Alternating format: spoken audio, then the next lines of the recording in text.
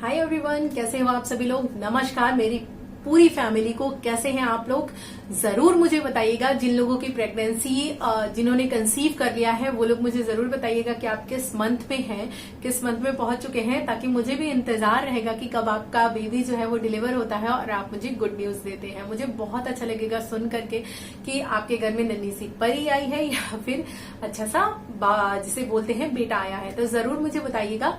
तो आज हम बात करने वाले हैं, मैंने कहा था कि आपको मिसकैरेज से रिलेटेड पूरी सीरीज दूंगी मैं, जिसमें कि हम बात करेंगे कि मिसकैरेज जो है वो किस कारण से हुआ है, उसके पीछे क्या क्या रीजन हो सकते हैं, कैसे हम उनका बचाव कर सकते हैं, ये एक वीडियो में मैं डालूंगी।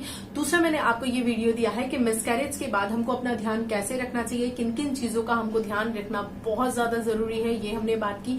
आज के वीडियो में हम बात करेंगे कि मिसकैरेज अगर हो गया है, अगर आपका एक मिसकैरेज हुआ है सिर्फ, तो वो बिल्कुल नॉर्मल है। बहुत सारे लोगों का एक मिसकैरेज हो जाता है और ये जरूरी नहीं है कि अगर आपका एक मिसकैरेज हुआ है तो अगली जो प्रेगनेंसी है वो भी मिसकैरेज ही होगी, ऐसा बिल्कुल जरूरी नहीं है।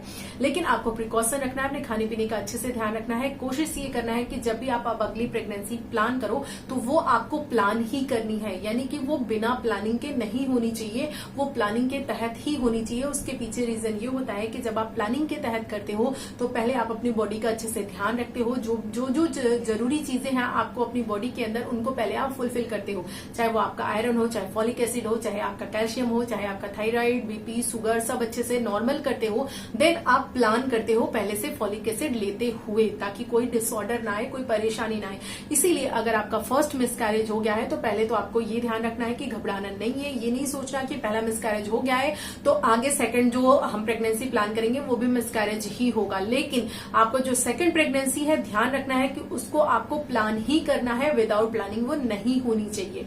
ये एक सेफ्टी है, एक सिक्योरिटी है जो लेकर के चलनी है।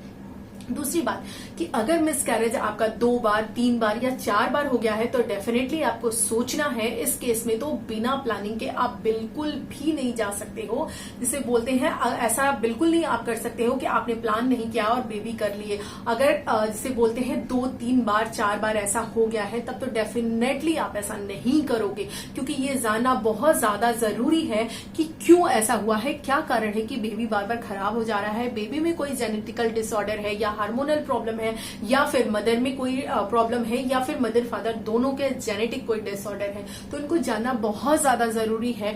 बिना जाने आप प्रेगनेंसी नहीं करोगे। और इसको आप कैसे जान सकते हो, इसको आप टेस्ट के थ्रू पता कर सकते हो। पहला टेस्ट होता है जिसको क्या आप बोल सकते हो, जिसमें बेबी के जो टिश्यू है, यानी कि ये टेस्ट अगर आप बोले यानी कि जो माइक्रो एरी टेस्ट होता है, इसका नाम है माइक्रो एरी टेस्ट। इसमें जो बेबी है उसका टिश्यू लेकर के टेस्ट किया जाता है। यानी कि ये कब हो सकता है, ये तभी हो सकता है जब आपका मिसकैरेज हुआ हो, तुरंत इमीडिएट, क्योंकि उस समय बेबी का जो टिश्यू है, यानी बेबी जो मिसकैरेज के थ्रू निकला है, वो होना बहुत जरूरी है। तभी ये टेस्ट आप कर सकते हो, करवा सकते हो।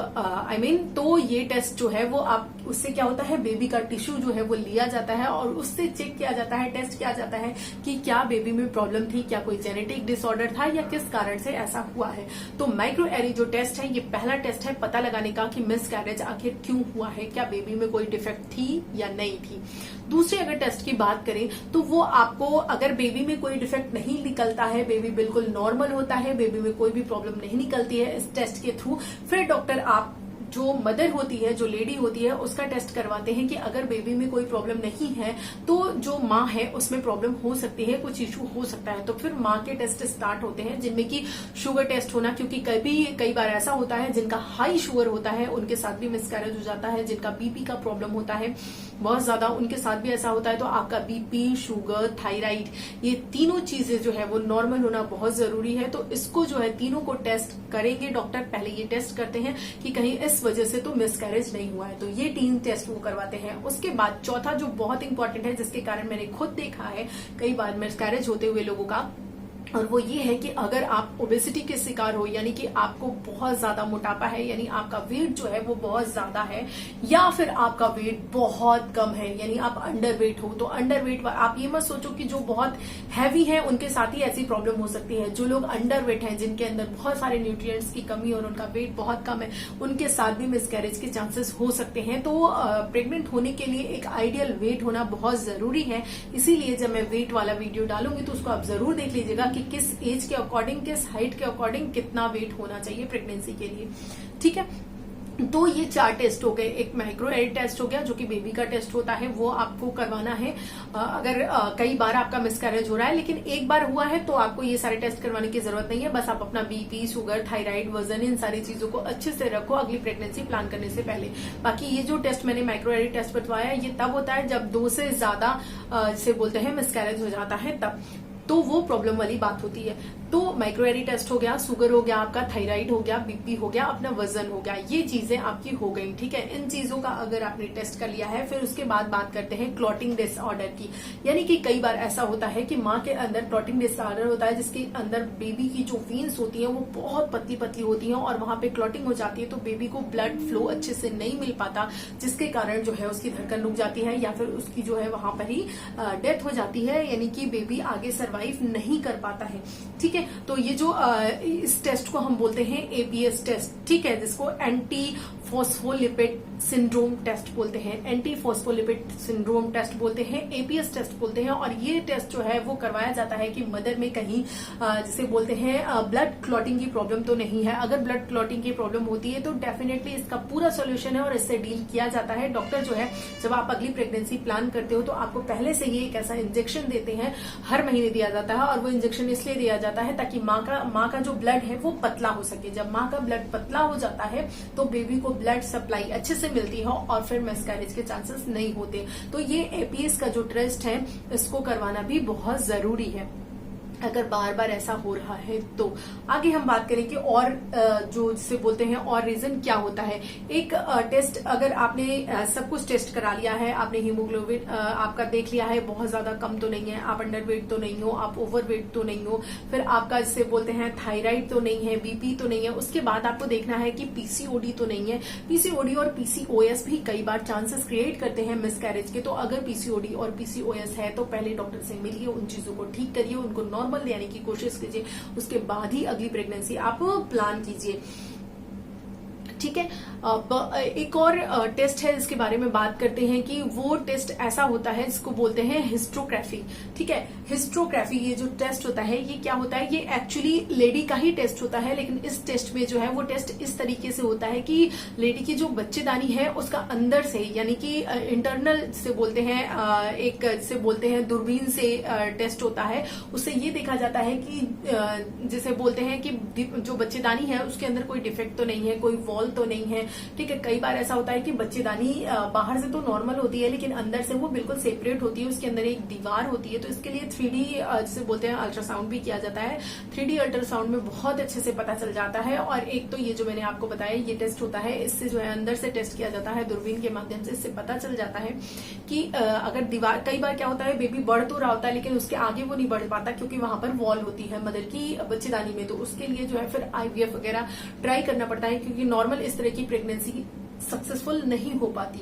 तो ये टेस्ट जो है वो आपको करवाना है। इतने सारे टेस्ट अगर आपने करवा लिए हैं और आपको कोई भी सिम्टम नहीं मिल रहा है, कोई भी रिजल्ट नहीं मिल रहा है, तो फिर चांसेस हो सकते हैं कि मदर और फादर दोनों में कोई जेनेटिक डिसऑर्डर हो। जेनेटिक डिसऑर्डर यानी कि पर्सनली उनमें देखने के लिए कुछ भी नहीं मिलेगा, वो बिल्कुल नॉर्मल होंगे, उनके अंदर कोई भी कमी नहीं होगी। लेकिन जब उनके एग और स्पर्म मिलकर एक बेबी फॉर्म कर रहे होंगे तो उस समय जब सेल डिवीजन होता है तो कोई ना कोई ऐसा जेनेटिक डिसऑर्डर उनकी वजह से हो जाता है जिसके कारण जो बेबी है वो बार बार खराब हो जाता है।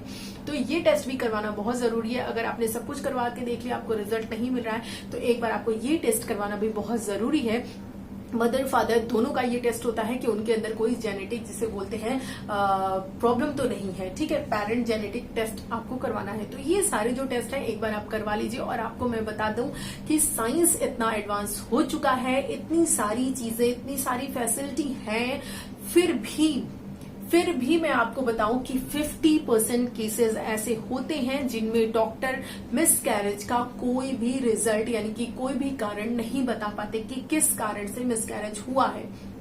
मैक्सिमम जो मिसकैरेज के कारण होते हैं, जैसा जो देखा जाता है वो यही होता है कि बेबी में कोई जेनेटिक डिसऑर्डर होता है। जब सेल डिवीजन हो रहा होता है तो कोई जेनेटिक प्रॉब्लम हो जाती है बेबी में, इसीलिए जो नेचर है यानी जो ईश्वर है वो ही खुद उस बेबी को नष्ट कर देते हैं ताकि सफर ना करना पड़े बेबी को आगे चल करके। तो इसीलिए जो है आपने देखा होगा कि ज्यादातर चांसेस में जो है वो यही चीजें होती है। बाकी जो है इन चीजों को अगर हटा दिया जाए, जेनेटिक प्रॉब्लम को बेबी के, जैसे कि फिर उसके बाद हार्मोनल प्रॉब्लम आती है। हार्मोनल इम्बैलेंस अगर लेडी में होता है तो भी मिसकैरेज के चांसेस होते हैं। तो हार्मोनल इम्बैलेंस तो काफी हद तक यानी कि 98% आप अपने आप ठीक कर सकते हो। उसको आप खुद अपनी दिनचर्या को ठीक करके, अपनी लाइफस्टाइल को ठीक करके, इसके लिए मैंने एक वीडियो भी बनाया है, देखिएगा। मिसकैरेज का जो फर्स्ट वीडियो है उसमें मैंने बताया है कि हार्मोनल इम्बैलेंस अगर आपके अंदर है तो उसको आप कैसे डील कर सकते हो, क्या खा पी कर सकते हो, कैसी दिनचर्या रख सकते हो ताकि आपको इसका सॉल्यूशन मिल जाए, तो वो आप डील कर सकते हो। बाकी सारे जो प्रॉब्लम है मदर के अंदर वो सब मैंने आपको बता दी कि किन किन टेस्ट से पता करेगी चलेगी। अगर आपने जैसे बोलते हैं आपको नाम याद नहीं हो रहा है तो मेरे वीडियोस को फिर से बैक कीजिए और उसके बाद स्टार्टिंग से जो भी मैं बताते जाऊं उन टेस्ट के नाम नोट करते जाइए और एक बार अपनी गायनी के पास जरूर विजिट कीजिए। अगर आपकी 2 से ज्यादा मिसकैरेज हो गई है तो उनसे जानने की कोशिश कीजिए कि मैम ये जो मिसकैरेज 2 से ज्यादा बार हुआ है इसके पीछे रीजन क्या है, मैं जानना चाहती हूँ, मैं टेस्ट करवाना चाहती हूँ। उसके बाद ही आप अगली प्रेगनेंसी प्लान कीजिए माय डियर। और कई बार तो ऐसा हुआ है कि 5-5, 6-6 मिसकैरेज होने के बाद भी लोगों के बिल्कुल नॉर्मल बेबी हो जाते हैं, बिल्कुल हंसते खेलते, यानी कि उनके अंदर कोई प्रॉब्लम नहीं आती। तो ऐसा बिल्कुल नहीं कहा जा सकता कि जिनका 4 बार, 5 बार, 6 बार मिसकैरेज हो चुका है उनका नॉर्मल बेबी नहीं हो सकता। नॉर्मल बेबी हो जाता है, लेकिन ये बहुत पेनफुल, बहुत इसे बोलते हैं इमोशनल ट्रॉमा वाली कंडीशन होती है, क्योंकि ये जिस लेडी के साथ होता है, जिस फैमिली के साथ होता है, वो ही इसकी पीड़ा को समझ सकते हैं। जैसे कि जब मेरी ही फैमिली मेंबर, आपने देखा होगा कि उसमें एक कमेंट है खुशी जी का, उन्होंने जब कमेंट किया था तो मतलब मेरा जिसे बोलते हैं कि दिल एकदम अजीब सा दुख में बैठ गया था। मतलब मैं आपको क्या बताऊं, मैं वही सोच रही थी कि जब मुझे इतनी पीड़ा हो रही है तो उन्हें कितनी पीड़ा हुई होगी। इसीलिए आप इन सीरीज को जरूर देखिएगा डियर, जो मैंने डाली है मिसकैरेज की। आप मेरा नहीं देखना चाहते तो किसी का भी देखिए जिनका आपको अच्छा लगता है, लेकिन इन सारी इन्फॉर्मेशन को गेन कीजिए, अपनी बॉडी को अच्छे से पहले हील कीजिए, वो सारी चीजें, जरूरी चीजें ले आइए, जो प्रॉब्लम हो रही है उनका सोल्यूशन ढूंढिए, उसके बाद ही आप अगली प्रेगनेंसी प्लान कीजिए ताकि आगे फिर आपके साथ ऐसा ना हो। अगली प्रेगनेंसी आपको मिसकैरेज के बाद कब प्लान करनी है और क्या क्या ध्यान रखना है, ये मैं अगली वीडियो में डालने वाली हूं, तो अगला वीडियो जरूर देख लीजिएगा। ये मिसकैरेज सीरीज का तीसरा वीडियो था। 2 वीडियो मैंने ऑलरेडी डाल दिया है, उसका लिंक मैं आपको आई बटन पे भी दे दूंगी और उसके बाद मैं आपको जो है यहाँ पर स्क्रीन पे जो लास्ट में बन के आते हैं, जिसे बोलते हैं कि वो भी लगा दूंगी, ठीक 2 कॉर्नर में बनकर आएगा, तो वहां पर दोनों आपको मिसकैरेज का वीडियो मिल जाएगा। आप उसको नहीं देखे तो जरूर देख लीजिएगा। बाकी अपना बहुत अच्छे से ध्यान रखिए और आपकी डिलीवरी अगर 9 मंथ कंप्लीट हो गए हैं और आपने मेरे वीडियोस देखे हैं, आप इस फैमिली से जुड़े हुए हैं, तो जरूर अपनी खुशियां भी मेरे साथ शेयर कीजिएगा, मुझे बहुत अच्छा लगेगा। और मेरे द्वारा बनाया गया वीडियो अगर आपको अच्छा लगता है, आपको पसंद आता है मेरा कंटेंट, मैं आपकी थोड़ी भी हेल्प कर पाती हूँ तो प्लीज इसको लाइक कर दिया कीजिए, मुझे मोटिवेशन मिलता है। बाकी आपकी मर्जी, जैसा कि मैं हमेशा कहती हूँ, मेरी तरफ से कोई फोर्स नहीं है, आप करोगे तो भी मेरे अपने हो, नहीं करोगे तो भी मेरे अपने हो। तो चलिए मिलते हैं अगली वीडियो में, तब तक के लिए बाय एंड टेक केयर।